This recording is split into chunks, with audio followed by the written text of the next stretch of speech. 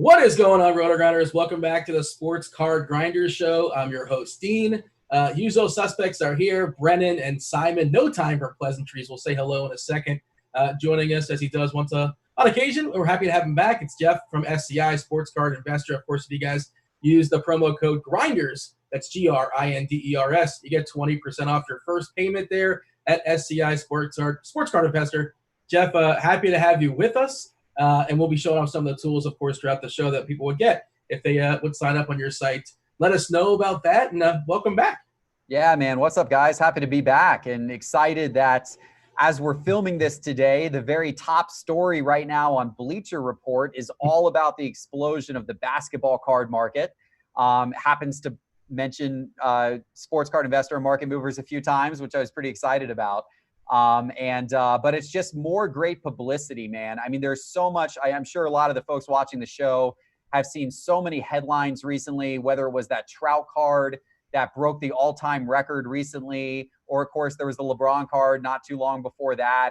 These types of headlines are great for sports card investing because the more attention that comes into the market, the more demand increases, and then the more valuable the supply becomes. So it's a good week for a sports card investor.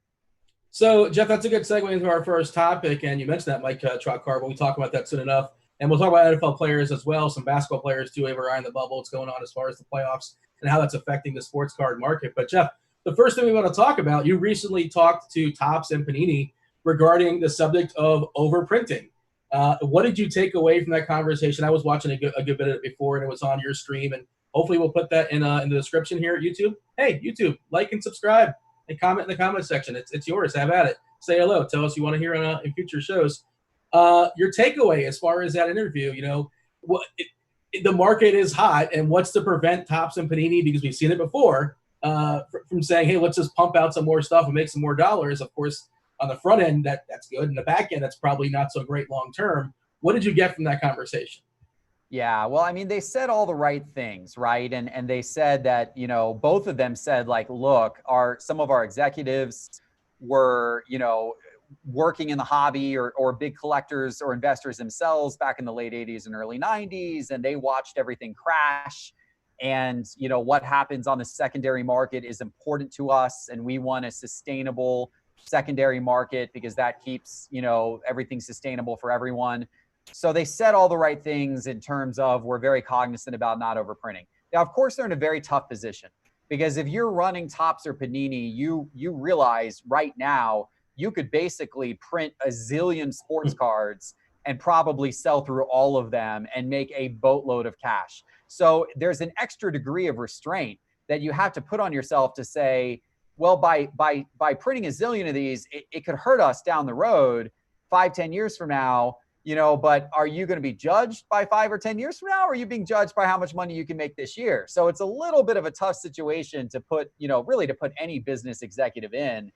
All we can hope is that they are doing the right things and that they are, not pulling the lever too highly. I will say, there's some anecdotal evidence to look at because one thing they don't do is they don't officially put print runs out, which is annoying. And I wish that they would officially put print runs out. But in the case of, Panini, obviously it's impossible to find basketball cards on retail store shelves. So I guess that's a good sign in a sense that, like, obviously they aren't overprinting to a degree where you can walk into a store and easily get basketball cards because you can't. So obviously there's a supply issue, which is healthy. On the baseball side, a little less so. And I did just see a statistic where somebody had attempted to kind of decipher using Topps's pack odds how many more baseball cards were being printed this year than last year. And I think they were using maybe the flagship Topps program, Topps release as a comparison point. And they concluded that 67% more was being produced and printed in 2020 than 2019. 67% more. That's a little scary. Like I would expect more to be printed, but jumping up that amount, and I imagine they jumped up a similar amount maybe in the year prior to that. It's a lot. So look, I don't know for sure, but even with that said, I still think we are nowhere near the printing levels that were taking place back in the junk wax era. When you hear stories of there being over 1 million Ken Griffey Jr. rookie cards in circulation of his famed Upper Deck rookie card, like, we're nowhere near those numbers today. So I still think we're in good territory. But I mean, yeah, it's kind of dependent on Topps and Panini doing the right thing going forward.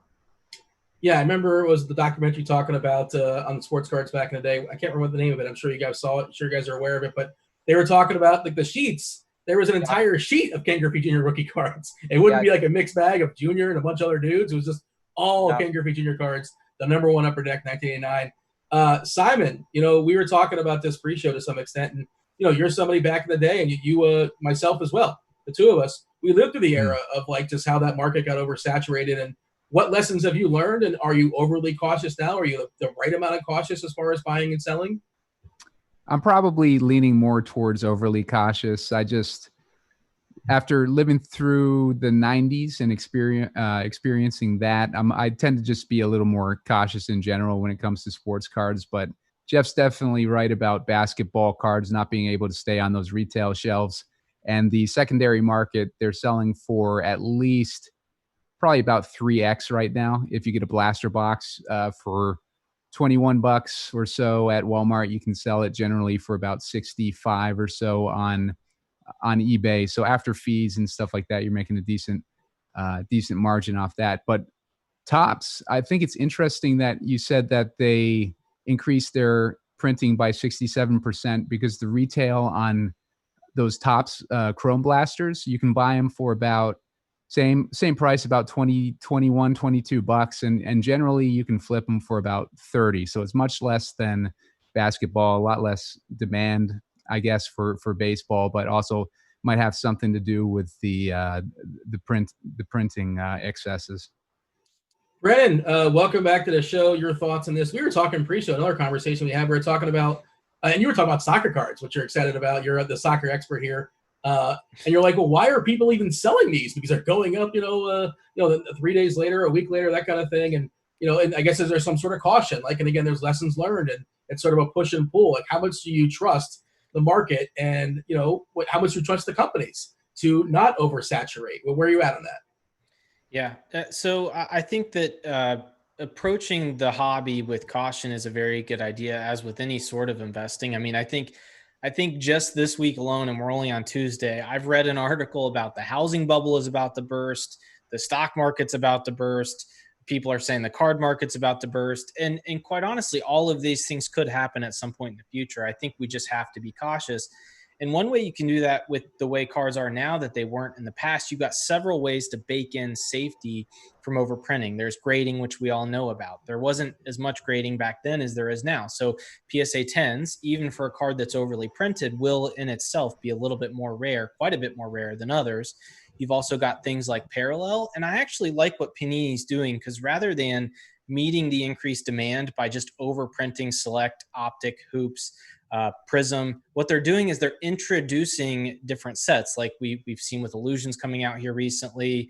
We've got Mosaic and all of these other ones that have come out. And so I think what you're going to see is, if there is any fear of overprinting, the brands that are going to be hit the hardest are these lesser known secondary brands. And so, for me, I think the things like Prism, Select, Optic, Hoops, especially parallels and graded cards, I'm pretty comfortable with. I'm comfortable with those. What I'm not comfortable with is the raw, especially in bad condition, the lower grade cards, and some of these brands that just don't have as much safety as they have had in the past. And so, I feel pretty confident with where we're at now. It could get out of control, but I do actually think that during the virtual, Geoff's virtual, Dr. James Beckett said that a lot of people from Panini had worked with him, and what they do, which I'm not sure they do at Topps, I don't know that for sure, is they kind of print a little bit less than what they think they need, just like they used to with the Beckett, price guides and all of that. So if that's the case, I actually feel pretty good about where Panini's at.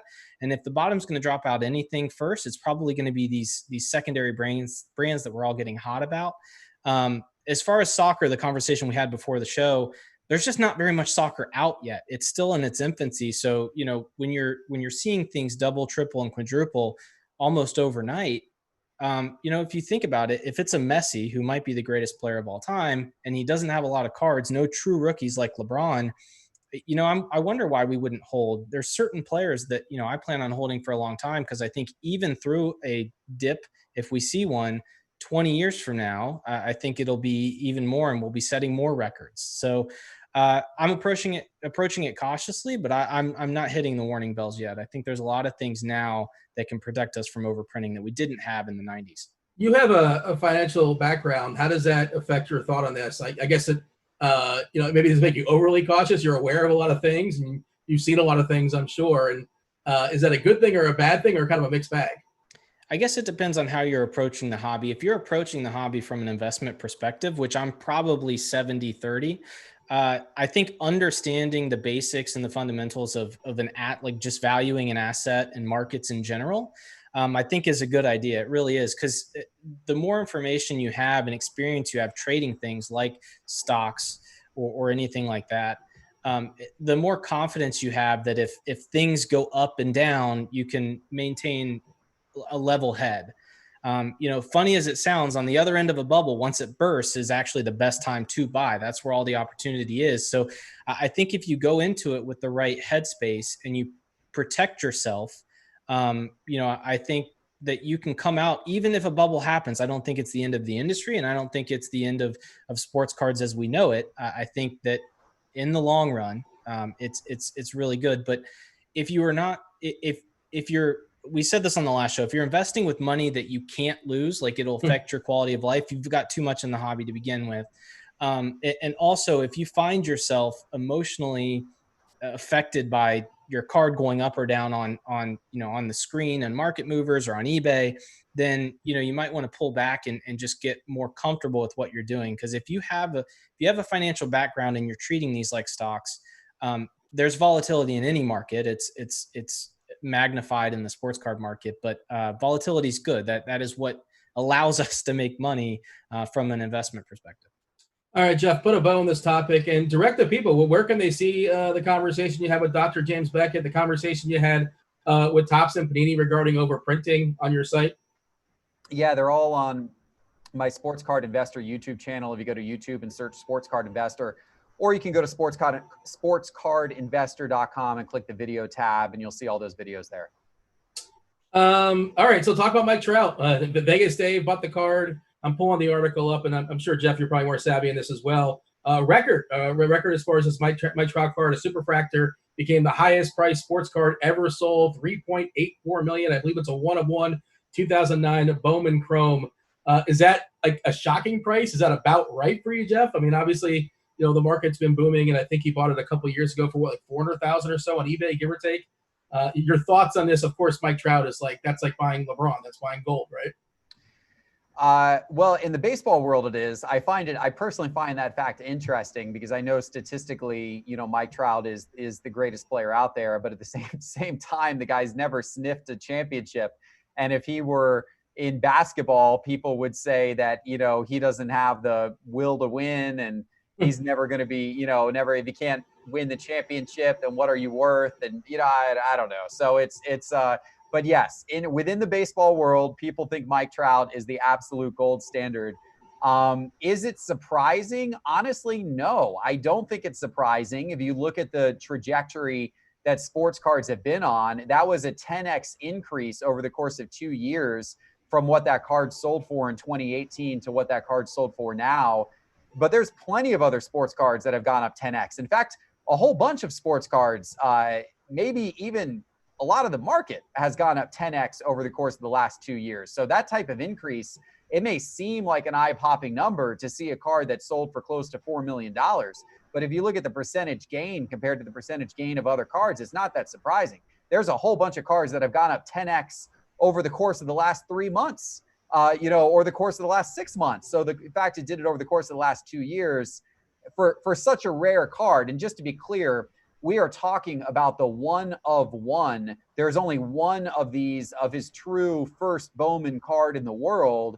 And what would happen if there was a true 1 of 1 of LeBron, which there's not. LeBron number to 23 sold for $1.8 million.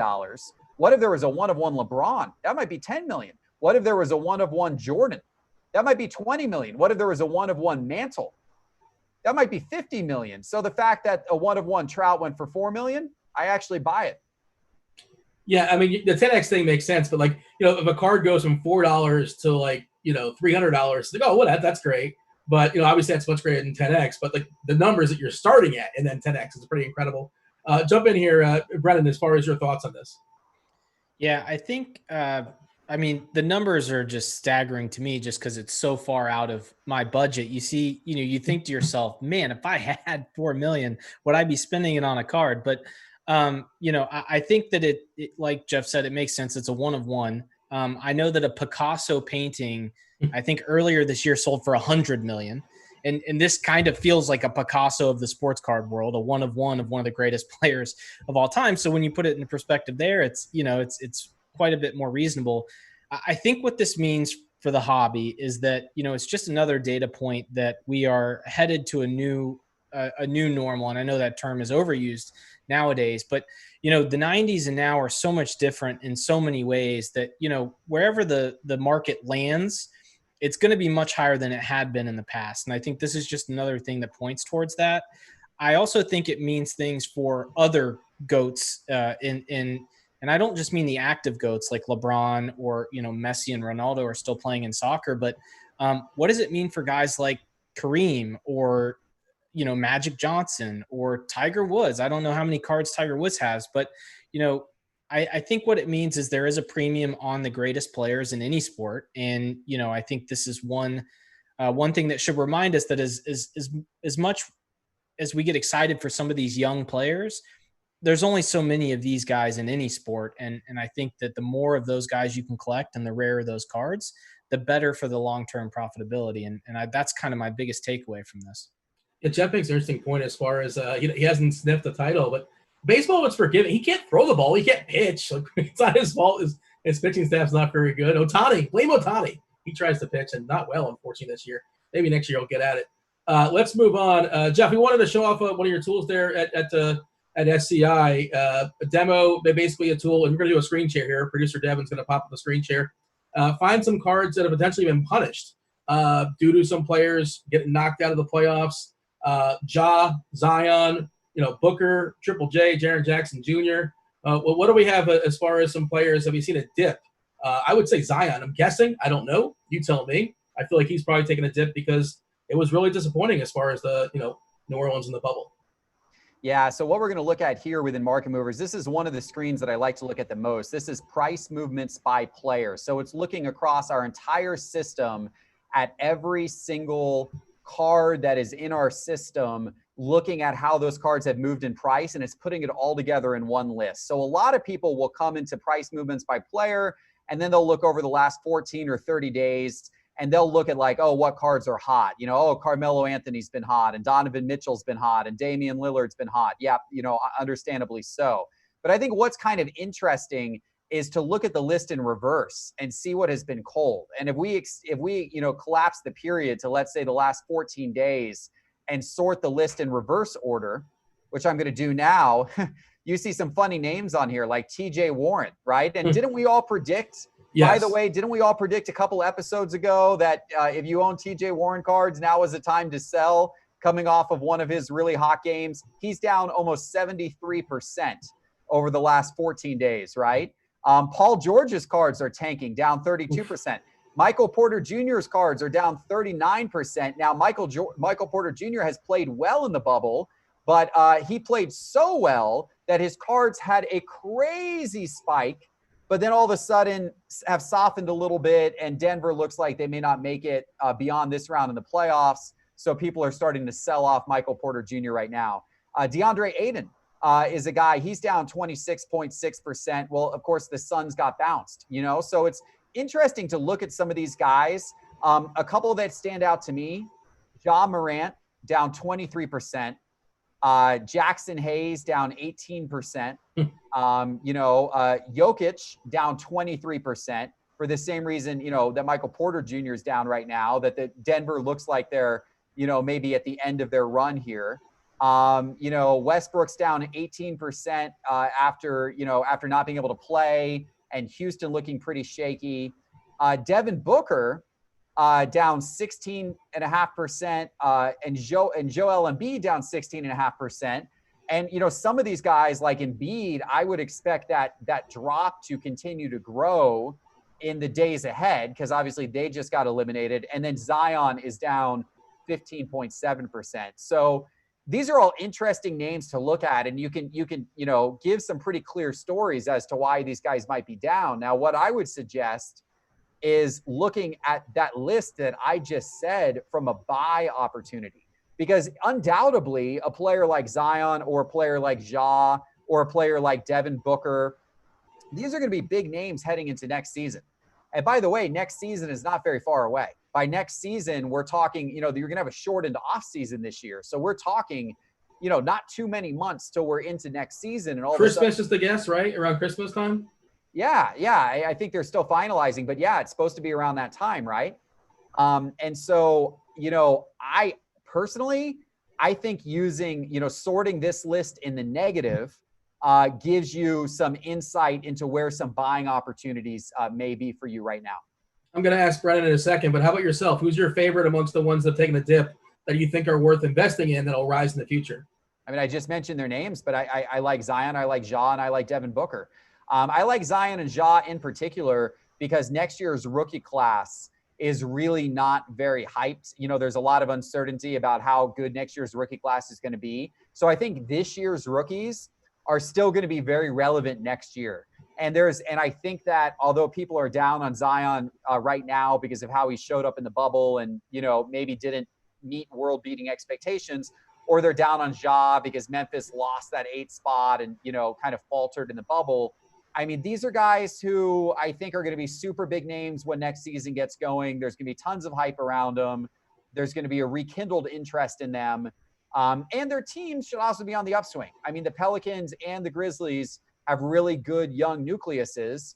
And I think next year they should probably find their way into playoff spots. And so, you know, those would be a couple of guys who I buy them when they're at their lowest points that they've been on in a while. And that's where they're at right now. So a couple of things. So a lot of people probably aren't watching this live, but Denver is playing in a few hours and they're down 3-1. So it's possible they come back and win that series. They're not officially eliminated, but yeah, it's not like you're promising. They won the first game in overtime and they gave the last 3. MPJ, he just can't play defense. Then they kicked him out of the starting lineup. He's getting roasted. He's too young. He's super talented offensively, but he's stistill figuring out defensively. Interesting with Phoenix, they were great in the bubble. They were 8-0. They couldn't do anything else, but Ayton and Booker are still getting punished, which I find interesting. I'm curious about Lillard. I'm going to ask you, call up Lillard. I'm curious where Lillard's at because amazing in the bubble. I think he was the bubble MVP. Of course, now it looks like they're going to sputter out against the Lakers, predictably so. But Brennan, who's the player you have your eye on that's dipped down enough that you think is going to rise back up in the future? Yeah. So one name that wasn't on there as we just looked at it, but has been on there over the last week or so that I've been tracking pretty closely is Ben Simmons. And it's for the same reasons that Joel Embiid has been dipping down as well. Brett Brown's out now as the coach. They're going to be going through a transition, but we kind of forget how young and how good Ben Simmons and Joel Embiid have been. And so Ben Simmons to me is a better investment just because there's less injury risk. I know that he's injured now, so it seems counterintuitive, but you know, Joel Embiid always seems to have nagging injuries, and Ben Simmons is a jump shot away from being, in my opinion, an MVP caliber player. And so to get him at a discount now before he potentially lands with a different group in Philly or on a different team altogether is a good bet, in my opinion. You're buying low on someone who I think is a very good talent. It just hasn't been the right fit. The other name on there that I find interesting, and I agree with Geoff here, is Ja Morant. And Zion to another extent, although Zion's coming down from a much higher valuation than Ja. So I would like to see him come down a little bit more because I actually thought Ja was more impressive this year in totality. But Geoff makes a great point about the rookie class. It's not top heavy from a star potential. There's a lot of role players in there. There's a lot of third or fourth best guys on a winning team in there, but there's no top talents. And also these rookies schedules and the team schedules are going to be thrown off with a short off season with limited availability to players and facilities. And so I don't think rookies are going to have as big of an impact as they have with the 2017 draft on, even going back to 2016. And I think that's going to push everyone to the next best young players, which are the sophomores and the juniors, and potentially back to even 2016, which we're seeing Jamal Murray kind of break out here in the playoffs. I know they're down, but he's had 250. He had 37 and then 50. And so, I think that people are going to focus on the second to fourth year guys next year. And those are the names I'm looking at: DeAndre Ayton, Embiid, Simmons, and then one that I found interesting was Jokic. He always seems to be volatile for whatever reason. So if he gets down far enough, I wouldn't mind picking some of him up, because I think the young core of Porter Jr., Jokic, and Jamal Murray is something that could be a top 4 team in the West for the next 5 or so years if they can keep that team together. Yeah, you mentioned Simmons. I think there's a decent chance. Of course, they lost their coach. Brown is gone, and I wouldn't be surprised if Embiid and Simmons kind of go their separate ways and they kind of sort of blow things up to a certain degree. Keep an eye on that. Geoff, were you able to pull up anything interesting as far as Lillard? Just kind of throwing the name at you. I thought there might be something. It's a funny graph to look at. I got it up on the screen here now.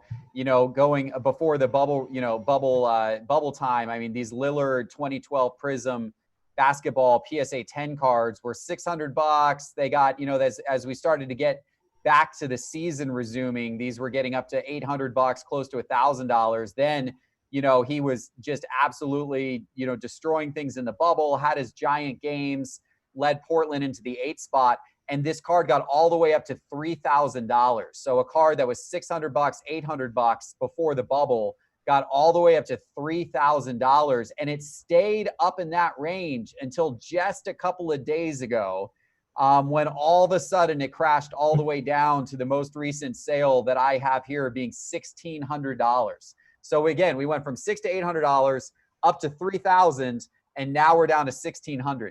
And all of that movement has occurred over the course of 30 days, not even 30 days, which is really amazing. But it shows how volatile the market is right now. It shows how hot sports cards are, and the fact that people are really treating sports cards more and more like they are a stock, and they are trading in and out of sports cards very, very quickly. Based upon a player's performances. It's exciting and fun to see, and no better story is told than by looking at Damian Lillard's graph. Yeah, and he's dealing with the knee, and who knows if he's going to play in the next game either, and almost definitely they're going to be knocked out by the Lakers, if not Game 5, Game 6, but a good run. And I just figured that'd be an interesting name to throw at you because the path he's taken in the last few weeks. All right, Simon, we're going to bring you back. Welcome back, Simon. I know basketball's not your forte, but you like some football. Football just around the corner. Give me a couple players that you're looking at that are trending in the right direction. I know you've been banging the drum. You're trying to will it into existence. You love the wide receiver value. Is that going to be a thing? Did you make it a thing? Well, I just want to say first off on the Damian Lillard chart, that's what I mean by being cautious. If you buy a card for $800 and he goes up 4x based on his playoff performances, that's when it might be a good time to sell before things go south for his team. Maybe his team gets eliminated or whatever. As you can see from the chart, his price went from $3,200 down to about $1,600 real quick. So if you were up 4x on that, that's a good time to be cautious and take your profits, and then maybe see how things play out before you decide if you want to maybe invest in another Dame Lillard card or whatever. But yeah, as far as NFL, the wide receivers, I've been noticing some movement in those cards. They're starting to catch on with people. I know a lot of the guys that I'm looking at. Chris Godwin was a guy that I've been looking at for a few months. He started to move. I think he's actually moved pretty quickly. And if you look at a comparison between the Mike Evans 2014 Topps Chrome Refractor PSA 10 versus Chris Godwin's 2017 Prism Football Silver PSA 10, you can see that Chris Godwin's card has gone up maybe a little less than 3x versus Mike Evans, who still hasn't gone up all that much. I think there might be some value in the Mike Evans rookie card. Mike Evans has accomplished more than Chris Godwin throughout their careers. I think there's a lot of hype on Chris Godwin going into this season, teaming up with Tom Brady, but Mike Evans is in the same situation. I think the skill set of Godwin fits Brady a little bit better, but I don't think Godwin's been lighting it up in camp, and I think there's an opportunity if you want to pivot and go with Mike Evans, who seems a little bit undervalued compared to Chris Godwin there. Other guys that I've been looking at are Michael Gallup. If you play best ball, he seems like he's a little undervalued in ADP, which might be a good opportunity to buy low right now and then hope he pops off a couple times in the season. As you can see from NBA, the performances in the playoffs are dictating their price action. So people really are trading them like stocks. So if you can invest in a handful of wide receivers who you think will have better than expected seasons and just kind of hold on to them and wait for their big weeks or whatever, and then try to flip them, that might be a good idea. I'd like to buy them on the cheap right now if you can find them. But like I said, like Michael Thomas has tripled. That's one that Chief was pushing on the show a few weeks ago. Kenny Golladay has doubled since June. I still think he's undervalued, especially when you compare him to Chris Godwin. Guys like Deontay Johnson, Calvin Ridley, Terry McLaurin, Michael Gallup, those might be all guys that you want to look into buying up their cards. And I refer mostly to Prism Silver PSA 10s or Prism PSA 10s when I'm talking about their price action. But National Treasures is also good to try to scoop up as many of those as you can while they're cheap, and then hope to flip them at some point during the season. Geoff, your thoughts on Godwin, Golladay, Mike Evans, any of those guys that were thrown out there by Simon, and feel free to add some other receivers to the conversation or other positions. Well, what's interesting is Mike Evans had an incredible run up. It just happened a long time before Godwin. So if you go back to when the news Brady was announced going to Tampa and the period after that, you'll see Mike Evans' card really moving. Like there were a lot of people who thought, oh, now I need to go buy Mike Evans. So if you look at the last 90 days, Mike Evans is actually the number one player in all of football cards with a 337% increase. I've got that up on the screen here. We're looking at the price movements by player over the last 90 days. But then if you switch to like the last 14 days, that's where you see Godwin in the list as a 53% increase, and Evans is not, in the top spot anymore.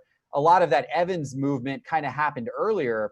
And then I think people kind of caught on to the fact of like, well, wait a minute. Yeah, Evans is maybe the star, but Godwin actually had a great season last year, and that guy might be the future. And so if Evans is moving, then Godwin should move as well. And so there was a little bit of a lagging effect and some value to be had there for a while on Godwin. But yeah, you see, there's actually a lot of receivers that have moved quite a bit. Michael Thomas is up 268% over the last 90 days. Juju Smith-Schuster is up 242%. I think, maybe the return of Big Ben, people are excited that he could finally have a productive year again.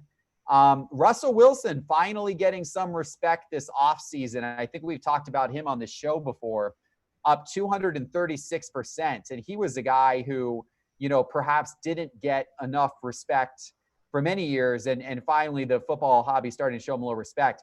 But in terms of players that I would look to for value, maybe there's still a little value to be had with some of these guys. Maybe with now how Godwin has gone up, maybe Simon's right that now, Mike Evans stands to go up another level now that Godwin's catching up. I don't know. But I would look to players who had disappointing years, maybe last year, and who had the opportunity to improve their stock, improve their status this year. I mean, obviously an obvious one that comes to mind is Baker Mayfield. Mayfield is a guy who was super hot 2 years ago as a rookie. Everyone was chasing his cards. The hottest guy, one of the hottest guys that year in the football card market. Then last year happened. The Browns underperformed. He underperformed. He kind of fell out of favor. His cards dropped significantly. Other players raced past him. And now here we are entering this season. And this season, the Browns have the fourth easiest schedule in the NFL. If they rebound, and of course that's a big if, but if they rebound, Mayfield's the type of guy who could see his cards have a significant rebound. So whether you're on Mayfield or a Sam Darnold or another player who had, maybe some recent underperformance, but has the ability to potentially get back into favor this year, that's where I think you can find some value right now. A couple of quarterbacks who did not disappoint last year, Geoff. I know Simon mentioned fantasy football, and two of the top quarterbacks off the board, Lamar Jackson, Patrick Mahomes. I imagine you have both in your portfolio to some degree. Do you have a one preference over the other, especially when you compare their prices versus each other? Yeah, and I'm going to call the charts up here as we talk. They've been, I mean, both of them have been on an absolutely amazing run this offseason in terms of their prices. It's been absolutely crazy to watch. I do own some of both. Unfortunately, I sold a lot of my Mahomes right when they won the Super Bowl. So, now I had made a good profit on it at the time, but since then it's gone up several X, over. So I wish I had held on to some of that Mahomes. But it is what it is. But then Lamar Jackson this offseason has been incredibly hot. I was fortunate enough to buy about 5 of Lamar Jackson's 2018 Prism football base cards back in the beginning of the football offseason. Let me see if I can call those up here. This is let's see. I got to turn one of these off the graph here. Let me turn off the Lamar Jackson silver because that's a population 21 card, so that's really skewing the graph. And let me show sales only here. And what we're going to see, let me turn that one off there. All right. So yeah, now we're getting to what I wanted to show you. So this is a comparison of the top line on your graph is Patrick Mahomes 2017 Prism rookie card, which was the silver because in 2017 Prism, there were no base cards for the rookies. There were only silver. So you can see that's a card that if we go back 3 months ago was about $2,300. Today, that card's about $7,500. So that card's gone up 3x in the last 3 months. The line below it is Lamar Jackson's 2018 Prism base card in PSA 10. These are all PSA 10s, but he's had a similar rise. This card was a card for about $625 about 3 months ago, and that's a card that is now $2,750. So actually, from a percentage standpoint, Lamar Jackson's cards have actually outpaced Patrick Mahomes' cards pretty significantly this offseason, even though from a dollar standpoint, Patrick Mahomes' card rose more because it was already more valuable to begin with. Obviously, I think both of those guys make intriguing investments. I think Mahomes at this point is probably going to go on to be kind of legend status, and the Chiefs seem like they're going to be really good for a long time to come. So I kind of see him as a long-term bet. Lamar's a little more risky, but he's also got a little more upside. Like, if Lamar comes out and if Baltimore performs to expectation this year, competes for the championship, maybe they actually get past the Chiefs this year, and he has another MVP-like season, his cards could easily reach Mahomes' cards in value. They could go up 3x this year. Whereas if they come out and kind of disappoint, fall out in the first round of the playoffs again, if the defenses have adapted to his style of play, then his cards could soften a lot. So Lamar Jackson's definitely more of a risk reward. Mahomes, I think, is a little more of a long-term bet.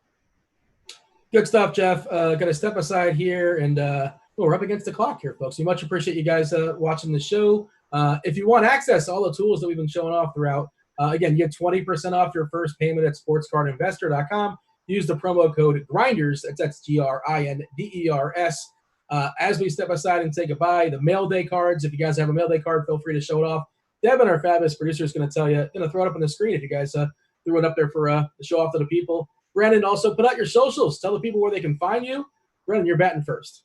Sure. Yeah. So earlier in the show, we talked about how to protect yourself from overprinting. And one thing that I've tried to do, and this really kind of goes back to my childhood as well, is pick up some 80s and 90s cards. And so you can see I got an order in from ComC this week. I have a PSA 8 Kareem in there. I just love the design with the pink and everything like that. And then the one in the middle here, it's actually from the 25th anniversary of the Lakers Forum. I guess they handed them out at a game or something, but it's really hard to find Kareem Skyhook in like a card. I think Topps has 2 cards with him doing the move. And so I thought that was a pretty cool card. So I picked that up. And then I think Skybox, which you can see the Magic Johnson there, 1990 Skybox. That's one of the coolest designs with the animation on the basketball and the gold border. So, this kind of diversifies my portfolio away from the modern cards. And I think they look really cool. I'm going to keep those for a long time. You can actually see a lot of the other stuff that came in from ComC on my Instagram at the DFS Advisor. I'm taking some of the ones that came in and providing a snippet below it about kind of why I bought it, what's my plan for it, and all that kind of stuff. So you can check me out there and on Twitter at the DFS Advisor or in the Discord chat for RotoGrinders. Geoff, you're up. Yeah, so I have been buying sealed wax recently. This is actually one I'm opening up in my next members live stream that I do for my members every couple of weeks. It's 2012, 2013 basketball. I've been buying a lot of that. And this is because obviously just incredible rookie class. Lillard, Anthony Davis, Kawhi Leonard, right? So this is a elite single pack. It's got the clear elite cards in it from 2012, 2013. Excited about opening that. People can find me at SportsCardInvestor.com or on any of the social channels or YouTube at SportsCardInvestor. Simon, close us out. Who may be on mute. Oh, Simon. I'm showing off a book that PSA sent me. I sent a PSA order back in July, and it took a few weeks for it to get processed into the system before you have your typical 40-day waiting period, I guess was the one that I signed up for. So that's finally began to go through that process. So hopefully I get my PSA cards back soon. And now that football is starting back up again, I think I'm going to be buying a lot more single cards in the coming weeks. All right. Do want to ask you all to like and subscribe. I would much oblige. We very much appreciate that. Also want to thank Simon for joining us, Brennan, Geoff. I was Dean. This was Sports Card Grinders. We're out of here. Thank you. Holler.